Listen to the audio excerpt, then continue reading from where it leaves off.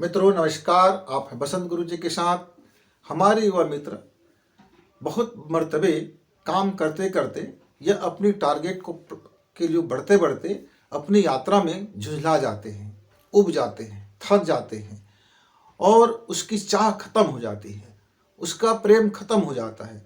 अभी उस काम को पूरा प्राप्त किया नहीं है, अभी मंजिल में पहुंचा नहीं है, लेकिन पहुंचने से पहले ही वह हताश हो जाता है, उसका दिल उचट जाता है। वह सोचता है कि अब मतलब नहीं रह गया, इतने मेहनत किए, अभी तक सफलता नहीं मिल रहा है, यदि मिल भी गया तो क्या, मैं मुझसे और कई लोग आगे बढ़ गए, मैं कितना पीछे हो गया, मेरे अंदर कितने कंपटीशन है। आज के ज़माने में लोग अपने को देखने के बजाय अक्सर दूसरे को देखने लग जाता है। आप अपने दौड़ देखिए, आप अपनी रन देखिए, आप अपनी सामर्थ्य बढ़ाइए, आप अपने काम को गुणवत्तापूर्ण कीजिए। लेकिन नहीं मित्र, आप अपना काम करते करते आप बगल अगल झांकने लगते हो, आप उसको देखने लगते हो जो अभी अभी आपसे आगे निकल गया, जो आपसे पीछे था वो आगे निकल गया, वो और आगे निकल गया।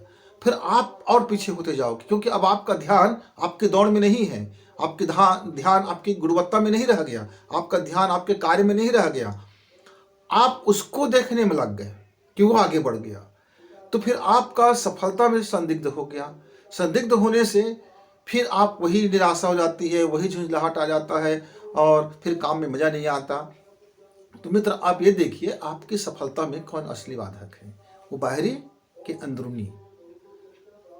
क्योंकि सफलता में कोई तो बाधक है, कोई तो ऐसा ब्रेकर आ गया है, कोई तो लोचा हो गया है, कुछ तो गड़बड़ हो गया है जो आप अपने मनवांछित कार्य को हासिल नहीं कर पाए या करना चाह रहे थे, पर उससे आपका दिल उचट गया, उससे आपका मोह भंग हो गया। आप उस काम को अब करने में आपको मजा नहीं आ रहा है, अब वो आपका काम लकीर पीटने जैसे हो गया है, वो काम आपका अब बोझिल हो गया है, वो काम आपको अब सुकून नहीं दे रहा है, वो काम आपको संतोष नहीं दे रहा है, उस काम में आप आनंद नहीं उठा पा रहे हो। तो कुछ तो ऐसी कारण होगा जो बाधा उत्पन्न हो गया। तो आपके कार्य में, चाहे आप पढ़ने वाले हो, चाहे आप रोजगार करने वाले हो, चाहे एक व्यवसायी हो, चाहे उद्यमी हो, चाहे आप शेयर मार्केट में काम करने वाले हो, चाहे आप बिल्डिंग्स में काम करने वाले हो, चाहे आपका फील्ड कुछ भी हो, चाहे आप एक नौकरी पेशा व्यक्ति हो, या प्रतियोगिता परीक्षा की तैयारी कर रहे हो, या खेती किसानी कार्य करने वाले हो, या हमारे फार्म हाउसों में काम करने वाले नौजवान हो, या कुछ नया स्टार्टअप करने वाले हमारे युवा मित्र हो, यानी कि आपका कार्य, आपका पेशा के अनुरूप यदि आप नहीं दौड़ पा रहे हैं तो उसके पीछे में जो बाधा है उस बाधा को पहचानिए।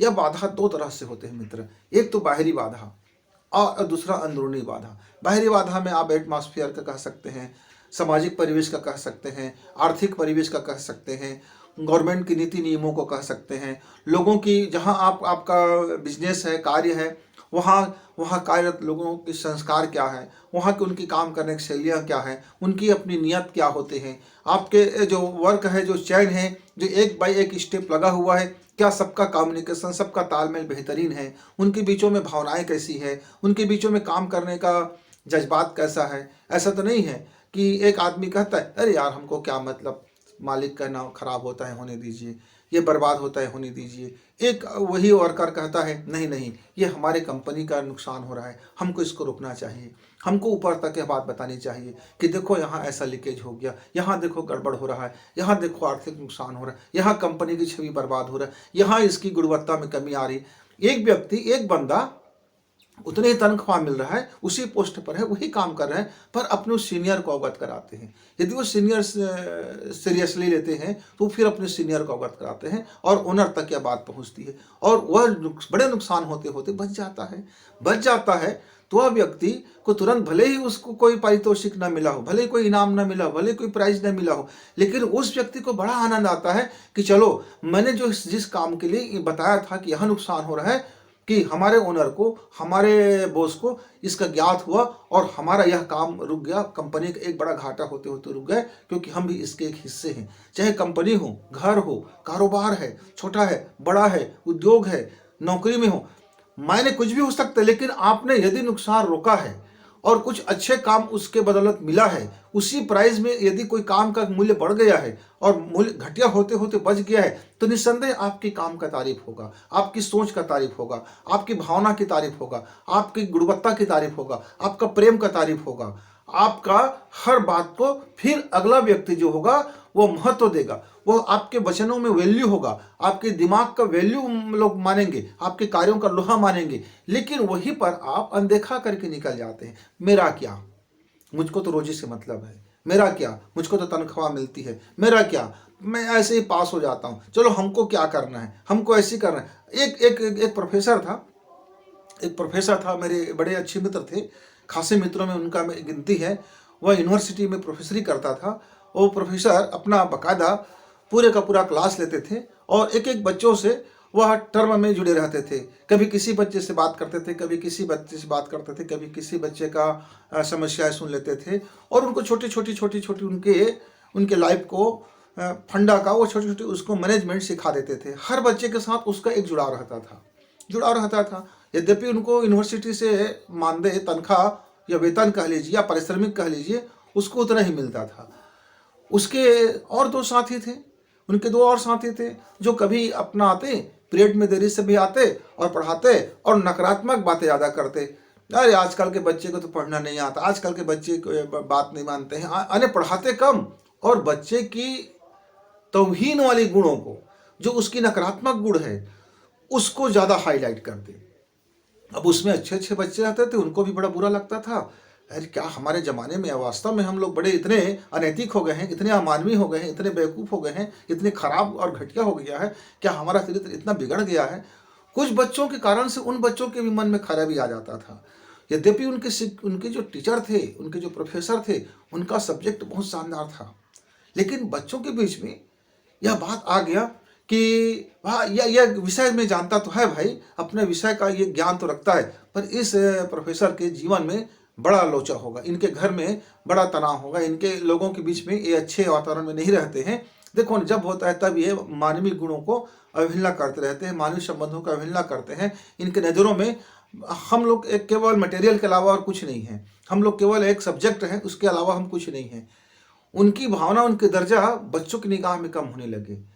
जबकि एक दूसरा जो प्रोफेसर था, अपना घंटा, 1 घंटा, 2 घंटा, 3 घंटा अतिरिक्त समय लगाते थे, बच्चों के से बैठ के बात करने में लगाते थे। इससे उसकी गुणवत्ता बदल गया, इससे उसकी क्वालिटी बदल गई और लोगों की बाधाओं को दूर करने लगे। तो मित्र, यदि आप अपने पेशन में, आप अपने काम में, यदि आप अपने वर्क में अपनी बाधा को दूर करने की यदि सफल प्रयास करते हैं, देखते हैं कि आपकी बाधा क्या है, अंदरूनी है कि बाहरी है। उस प्रोफेसर में अंदरूनी ये बाधा था कि वह, उनका जो जीवन में घटना घटी थी, उसको वह पक्का लकीर मान लिया था और लोगों को उसी चश्मा से देखा करते थे। इसलिए वो बार बार अपनी चीज़ों को, दुखड़ा को बताने की कोशिश करते थे, इसलिए वो फेलियर प्रोफेसर हो गए। एक जो दूसरा प्रोफेसर था, वो बाधाओं को समझते थे कि आज की जनरेशन गैप में क्या है, हमारे समय क्या था, हम क्या सोचते हैं, वे क्या सोचते हैं, उनकी क्या समस्या है, हमारी क्या समस्या है, उनको देखा करते थे, वॉच करते थे और वो शेयर करते थे, एक दूसरे की शेयर करते थे बातों को, उनकी सराहना भी करते थे। इस तरह से वो अपनी सारी जो बाधा था उसको दूर करते थे और बेस्ट प्रोफेसर बन जाते थे। ऐसे ही हम सभी कामों में मित्र, तो अंदरूनी है और बाहरी। बाहरी यदि आप यह कह सकते हैं, आप अपने से पूछ सकते हैं, यदि आप एक युवा विद्यार्थी हैं, एक प्रतियोगी परीक्षा में बैठने वाले हैं, उद्यमी हैं या प्रोफेशनल हैं, तो आप यह पूछ सकते हैं अपने से कि यदि उस व्यक्ति ने, जो मेरे एज के हैं, इतने ही समय में, कम समय में इससे बेस्ट कर लिया, तो मैं क्यों नहीं कर पाया। आखिर मेरे अंदर वह कौन सी कमी रह गया है, मेरी क्वालिटी में क्या कमी रह गया है, मेरे काम करने के तरीके में क्या कमी रह गया है, मेरे सोचने के तरीके में क्या कमी रह गया है, मेरा अध्ययन करने में क्या कमी रह गया है। क्या मेरा दिमाग खोजी दिमाग का नहीं है, क्या मेरा दिमाग एडवेंचर महसूस नहीं करता अपने कामों को लेकर के, क्या मैं अपने कामों में इंजॉय नहीं कर पाता, क्या मैं अपने कामों को किस नज़रों से देखता हूँ, मैं क्या अपने कामों का मैं मूल्य नहीं कर पाता हूँ। आखिर कुछ तो कारण होगा। तो यदि हम अपने संवाद करें कि आखिर मैं पीछे क्यों हो गया, आखिर मैं इतना कम कैसे हो गया, मैं इससे कम कैसे हो पा रहा हूँ, मैं अपना 100 क्यों नहीं कर पा रहा हूँ, खुद से यदि आप प्रश्न करेंगे तो धीरे धीरे आपको अंदरूनी कारण पता चलेगा। और जैसे से पता चल जाते हैं तो समझिए, जैसे समझ में आ गया तो वह कारण तो ऑटोमेटिक फिर खत्म होता हुआ चला जाएगा। क्यों? अब आपका ध्यान उस पर चला गया कि शायद इस कारण से मैं उतना बेस्ट नहीं कर पा रहा हूँ। तो उस छोटे छोटे कारण, छोटे छोटे कारण, छोटे छोटे बाधाएं, जो छोटी छोटी परेशानियां हैं, मन के किसी कोने में दबा रह जाता है, कार्यशैली में त्रुटि हो जाता है, काम करने के तरीके में गलती हो जाता है, सोचने के तरीका में गलती हो जाता है, हमारा अपना नॉलेज में कभी कोई गलत सूचना के कारण हम गलत कर बैठते हैं, कभी हमको जो सोर्स है, हमारी सूचनाओं का सोर्स है, वो गलत हो जाने के कारण हम गलत दिशा में ट्रैक कर बैठते हैं। और ऐसे अब मान लीजिए आपके पास एक बाइक है और वो बाइक का जो ब्रेक का जो रबर है, शू है, जो ब्रेक का जो आपका व्हील है, वो लगातार आपके पहिया में, चक्का में वो टच कर रहा है, वो रोक रहा है और आप 80 के 90 की स्पीड में चल रहे हैं और वही एक दूसरा बाइक वाला 70 की स्पीड में चलने वाला वो आपसे आगे बढ़ गया। अब आप सोचते हैं मेरी बाइक का मीटर खराब हो गया क्या, 90 का दिखा रहा है पर मैं तो उससे पीछे हो गया। हाँ मित्र, उसका चक्का फ्री था, उसका व्हील फ्री था, कोई बाधा नहीं था, उसने रोड भी सही चयन किया था, उसका ड्राइविंग भी सही था, उसका जो मैनेजमेंट था वो भी सही था, वो सही समय पर सही अपनी स्पीड ले रहा था और उसकी हवा की गति के भी अनुकूल था। वो अपने को उसमें ढाल चुका था, मौसम के अनुकूल बना लिया था, अपने सारा चीज़ वो उनके अनुकूल कर लिए थे, इसलिए उनका पूरा स्पीड आपसे ज़्यादा बढ़ गया और आप ज़्यादा स्पीड में चलने के बावजूद भी आपका स्पीड कम हो गया, आप उतना दूरी नहीं कर पाए, उसी समय में वो आपसे आगे निकल गया। क्यों? आपने रास्ता उबड़ खाबड़ चयन कर लिया, आपका ब्रेक सही नहीं है, आपकी गाड़ी के कल पुर्जे सही नहीं है, फिर आप तन चल रहे हो, हवा के दिशा में आप धकियाए जा रहे हो, हवा से आपका मुकाबला कर रहे हो, आप हवा की विपरीत दिशा में चल रहे हो, आप प्रकृति की विपरीत दिशा में चल रहे हो, आप एटमॉस्फेयर को ध्यान नहीं दिए, आप उनके अनुकूलन अपने आप को नहीं बनाए, आपका प्रशिक्षण सही नहीं हुआ था, आप सही मात्रा में ट्रेनिंग नहीं लिए थे। तो एक एक छोटे छोटे बाहर की चीज़ें होते हैं जो अंदरूनी और बाहरी कारण हो सकते हैं मित्र। तो आप किस निराश ना होइए, झुंझलाइए मत, बैठिए मत, थकिए मत, रुकिए मत। आप जैसे आपको मिल जाता है कि यहाँ मेरा फॉल्ट हो गया है, ठीक है, कोई बात नहीं है, पर आप अपना चलना जारी रखें, आप अपना काम जारी रखें, रुकिए मत, रुकिए मत और रोकिए मत और रुकिए मत, टूटिए मत और तोड़िए मत, झुंझलाइए मत और निराश मत होइए, हताश मत होइए, डिप्रेशन में मत जाइए। चैलेंज लीजिए, ये भी काम है, एक चैलेंज स्वीकार कर लेना, अपने चुनौती को पहचान लेना। अपनी चुनौती को पहचान करके तो हम उसको हल कर सकते हैं मित्र, बिना पहचाने कैसे हल कर पाएंगे। हम बाहरी लोगों के दृष्टिकोण से अपने लाइफ को ना देखें, हम अपने लाइफ को अपने दृष्टिकोण से देखें कि हम इतने दिनों में हमने क्या क्या बदलाव किया, हमारी कौन कौन सी नीतियाँ बदल गई, हमारी कौन कौन सा जो निर्णय था वो गलत साबित हो गया और हमारा कौन कौन सा निर्णय था जो सही साबित हुआ, हमारे कितने कार्य जो था वो अच्छा साबित हुआ और हम कितने कार्य जो था ऐसा था जो हमारा सोचा बुरा हो गया। इस नज़र में आप संसार की नज़रों और अपने नज़रों को ज़रा ठीक करके देखें, ज़रा ठीक करके देखेंगे तो आपको अपनी असफलता का कारण समझ में आ जाएगा और जैसे आप उसको ठीक करते हैं तो फिर आपकी गति उसकी गति जैसे भी बढ़ सकता है मित्र। कई मित्र हमारे ऐसे होते हैं, यदि उसके असफलता की बाधा का कारण पता चल गया तो वो हताश निराश हो जाते हैं, वो पीछे देखने लगते हैं कि काश मेरा इतना समय बर्बाद नहीं होता, काश मेरा इतना पैसा बर्बाद नहीं होता, काश मेरा इतना मेहनत बर्बाद नहीं। वो काश के चक्कर में फांस लगा बैठते हैं मित्र। ये जब तक आप काश के चक्कर में रहोगे आपके लाइफ में वो फांस बना रहेगा। तो आप पीछे देखोगे तो दुख का मूल कारण बनेगा, आप पीछे देखोगे तो असफलता का भी कारण बनता हुआ चला जाएगा और आपके तमाम बाधाओं से बड़ी बाधा उत्पन्न हो गया। जितने बाधा थे अभी तक आप अनजान थे तो आप उतने बाधा कम संघर्ष कर रहे थे। अब जो काश वाला जो आपका आ गया है, जो दुख वाला आ गया है, जो पीछे बीत गया है, उसको लेकर के आप बैठ गए तो फिर आप आगे कैसे चलोगे? आपने तो दोनों पैर में को रस्सी से बांध दिया, चलोगे कैसे, दौड़ोगे कैसे, फिर कैसे बनोगे? तो जो गलतियां हो गई, जो बाधाएं आ गया, जो हो गया, उससे सबक लो, काश करके बैठो मत, उसको सुधारने की कोशिश करो और फौरन काम में लग जाओ, फौरन नई योजना में लग जाओ। अपने आप को बीच में मत गैप दीजिए, स्पेस मत दीजिए, सोचने के लिए स्पेस दीजिए, काम करने के लिए नहीं, निर्णय के लिए स्पेस दीजिए, पर एक निर्णय अमल करने के लिए नहीं। मित्र, आप देखेंगे कि यदि आप फौरन काम में जुट जाते हैं तो जो आपका नुकसान हुआ था वह धीरे धीरे करके वो भरपाई हो जाएगा। जो घटनाएं हैं वो तो लौटता नहीं, जो समय है वो तो लौटता नहीं, कुछ भी नहीं लौटता, लेकिन आप बेस्ट कर सकते हो। आपके पास अब भी वक्त है, यदि जीवन है, प्राण है तो वक्त है, वक्त है तो अपने को साबित कर सकते हैं। बस ये मूल मंत्र रखिए कि मैं अपने को साबित करूंगा, मैं अपने को साबित कर रहा हूं। देखिए मैं फिर काम में जुट गया, देखिए मैं फिसड्डी नहीं हुआ, देखिए मैं अपने आप को टॉप कर सकता हूं, देखिए। और आप अपने को समझाइए कि आपको रुकना नहीं है, झुकना नहीं है, टूटना नहीं है, बढ़ना है, बढ़ना है। लोग क्या सोचते हैं ये सोचना बंद करो। आप अपने विषय में क्या सोचते हो ये सोचना जारी रखो। आप लोग आपको क्या देखते हैं इसको मत देखिए, आप अपने को कैसे देखते हैं इसको देखिए। लोगों का दृष्टिकोण क्या है इसके पीछे मत पड़िए, आपका अपना दृष्टिकोण क्या है इसके पीछे आइए। देखिए तो सही, आपके कोई दृष्टिकोण में कोई गलती तो नहीं रह गया है, कहीं कोई चश्मा तो नहीं चढ़ गया है, कहीं कोई अगर वगैरह तो नहीं हो गया है। वो जैसे जैसे साफ होगा आपका विजन, वैसे वैसे आपकी प्रगति और आपकी बाधाएं दूर होता हो जाएगा मित्र। तो इसके लिए समय निकालिए, अपने विजन को देखिए, अपने दृष्टिकोण को देखिए, अपने काम करने के तरीकों को देखिए, अपनी बाधाओं को पहचानिए। जैसे बाधा पहचान जाते हैं तो आपकी सफलता तय हो जाती है। फिर हमारे कई मित्र ऐसे भी होते हैं जो अपनी पूरा ऊर्जा नहीं लगाते। एक पढ़ने वाले छात्र था, वह यूनिवर्सिटी में पढ़ाई करता था। यद्यपि वह उसका जो मेमोरी पावर बहुत शानदार था, इतनी शानदार था कि वह किसी भी चीज़ को पढ़ लेता तो याद हो जाता। लेकिन धीरे धीरे उनकी प्रगति कमजोर होता गया, वह धीरे धीरे पीछे आता गया, वो धीरे धीरे फिसलता गया। क्यों?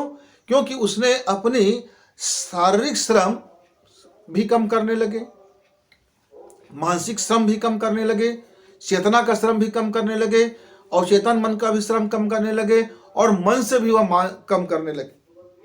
उसमें सारी चीजों में गिरावट आ गया। गिरावट होने के प्राकृतिक कारण, नैसर्गिक कारण तो नहीं था, पर उसका कुछ कारण था जो उसके मन में मलिनता आ गया, उसके जीवन में कुछ ऐसी चीजें आ गया जो उसका पूरा रुझान डाइवर्ट हो गया।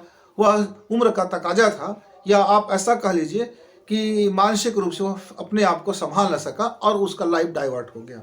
वह धीरे धीरे उसका काम में फिसड्डी बना आना शुरू हो गया।